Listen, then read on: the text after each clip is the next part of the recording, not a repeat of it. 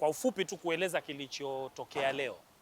Leo tulikuwa tunasikiliza pingamizi lililowekwa na upande wa Jamhuri juu ya uwezo wa mahakama hii ya kuu ya Zanzibar kusikiliza mashauri ya uchaguzi ya wabunge wa Bunge la Jamhuri ya Muungano wa Tanzania kwa majimbo ya Zanzibar. Yaani mahakama hii inatakiwa iende, yani majimbo yale, ikiwa kuna complaint kuhusu majimbo, manake usikilizwaji au kesi zifunguliwe kwenye mahakama kuu ya Jamhuri ya Muungano wa Tanzania, iwe masjala yoyote ile, iwe Dodoma, iwe Rukwa, iwe Dar es Salaam au wapi. Ndio hoja ambayo ililetwa. Sisi tumepinga hoja hiyo, tukitaka mahakama itafsiri katiba kwa upana wake, na isiangalie kifungu kimoja tu cha katiba na vifungu vingine, na hoja yetu imelalia kwenye mambo kadha wa kadha. Kwanza, mamlaka yenyewe ya mahakama hii yanatokana na nini? Tumeeleza mahakama kwamba yanatokana hasa na katiba ya Zanzibar ambayo ndio imeanzisha mahakama hii pamoja na sheria, lakini pia na swala yenyewe la muungano wetu na namna katiba yenyewe pia ya Jamhuri ya Muungano wa Tanzania inavyotaka, inavyoitambua mahakama kuu ya Zanzibar na kuipa mamlaka yake kwa mambo yote, sheria ambazo za Bunge la Jamhuri ya Muungano wa Tanzania ambazo zinatumika Zanzibar. Ndio hoja. Kwa hiyo kulikuwa na mjibizano wa hoja, na wenzetu wameeleza hoja zao na sisi tumeeleza hoja zetu kwa kirefu kama ambavyo mlikuwepo mmesikia.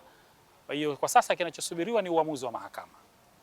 Uamuzi wa mahakama ambao mahakama imeeleza uamuzi utatoka tarehe 27 mwezi huu, kuamua kwamba kama haya maombi, kwa sababu hapa tuko kwenye maombi, kesi ya msingi bado hatujamaliza, kama mahakama inahisi ina mamlaka au haina mamlaka.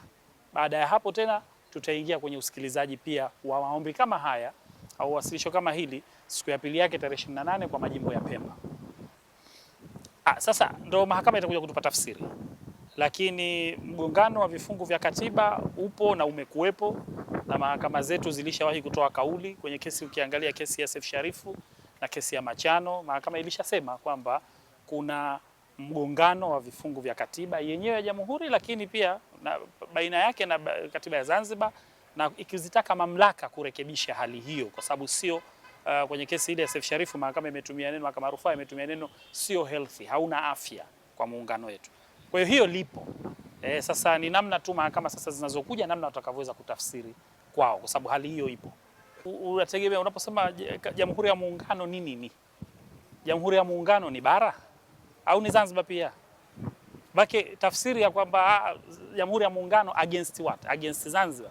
Kwa sababu katiba ya Jamhuri ya Muungano wa Tanzania ni dokumenti ya sio dokumenti ya bara, sio dokumenti ya Zanzibar, ni dokumenti ya Jamhuri ya Muungano wa Tanzania. Sasa huwezi kuiargue katiba ya Jamhuri ya Muungano wa Tanzania kama ni dokumenti ya bara. Unafahamu? Na ndio maana ina vifungu vya katiba inayotoa, inapokuja masuala ya utatuzi wa migogoro, inaitambua mahakama kuu ya Zanzibar na kueleza kwamba ina mamlaka sawa na mahakama kuu hiyo ya Jamhuri ya Muungano wa Tanzania.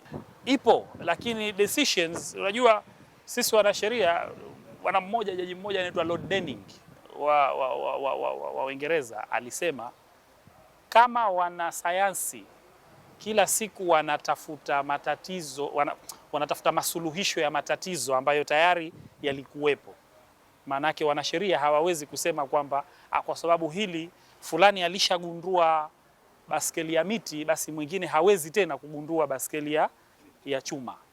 Sijui umeelewa? Maanake kuna evolvement ya sheria na yenyewe, na tumesema na sheria, mahakama ishasema katiba ni nyaraka inayoishi, ina conscious, ina roho, sio kwamba imeandikwa ndio hivyo. Ndio maana tunaisubject na nini na tafsiri.